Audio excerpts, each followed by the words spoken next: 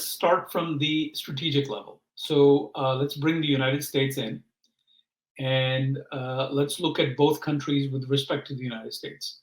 Uh, there is an intensifying U.S.-China, if you will, rivalry or competition.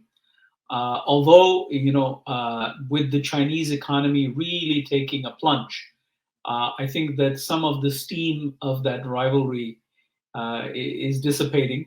And the probably the biggest evidence is that the U.S. Secretary for Commerce, Gina Raimondo, was invited by her Chinese counterpart to Beijing and Shanghai, and she was there for almost a working week. And the idea is that the Chinese want to de-escalate, both on the more importantly on the trade front. Obviously, the military is neither here nor there. There wasn't a military front, so that's one part of the equation. Second part of the equation is U.S.-Indian relations are increasing. U.S.-Indian alignment is increasing. We saw that with the visit of Prime Minister Narendra Modi to Washington, the red carpet that was rolled out by the Biden administration. We just had India successfully land on the moon and on the South Pole, which no other country has achieved. So that's a boost to India's position. And then President Biden will be in New Delhi for the G20 summit in a few days, next week. And so clearly, where U.S.-China relationship is bad, the U.S.-Indian relationship is going from good to to greater heights, if you will. So, if you then within that framework, you have to look at what India and China are doing with each other.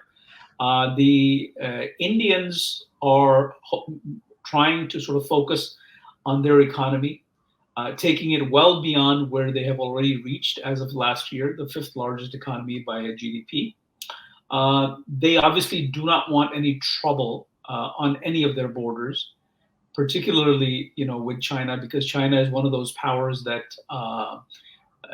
if there was a serious conflict between India and China, that would be damaging for India and of course for China as well. But India is concerned about that. So India is trying to sort of say, look, we don't want any trouble, but we've seen some very odd behavior going all the way back to almost a decade. But in recent years, since 2020, there's been an uptick in tensions, especially with the Galwan Valley incident.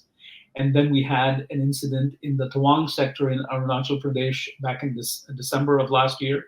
So we see China strategically poking India.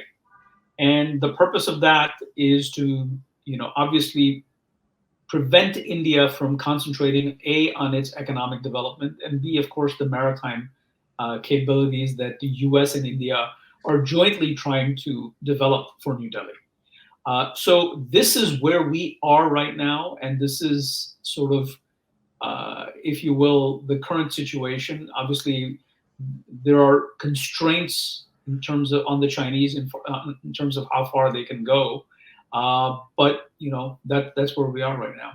Yes, thank you, Kamran. I just want to quickly add here that, yes, it's true that India is now world's fifth largest economy, and its growth trajectory has been impressive. It has outpaced China in the past 2 years.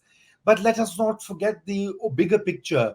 The Chinese economy is 5 times, if not more, larger than Indian economy.